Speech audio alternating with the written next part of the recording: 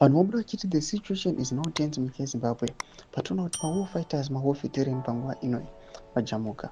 Panapa vari kuuya vakuataka aiwa his excellency the leader munyika yeZimbabwe pamusoro penhau dzecorruption aiwa nekuneglectwa kwavari kuitiwa pamwe chete aiwa nethis unconstitutional amendment. Vatigona kuti vari kuuya vachiataka vachistopa this unconstitutional management nekuda kwewarfare yavo aiwa iri kuonekwa kunzi aiwa haisina kana munhu ari kumboitarisa.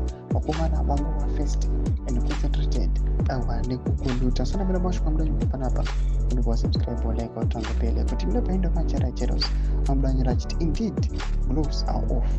This is a sign that things are falling apart. Idi Mnangagwa started a very dangerous scam and we said it. No poster this post HSA TV Yamurukona and it's breaking gloves off as Oku veterans go after president whom they accuse of corruption and the rent-seeking behavior.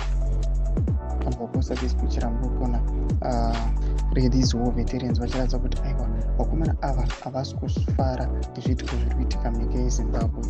Timina kune section vanobuda vanyora vachiti ndochokwadi chega amwe vanopinda vanyora vachiti war veterans are powerless in ZANU-PF politics. Vamwe vanyora vachiti ED's term is almost up.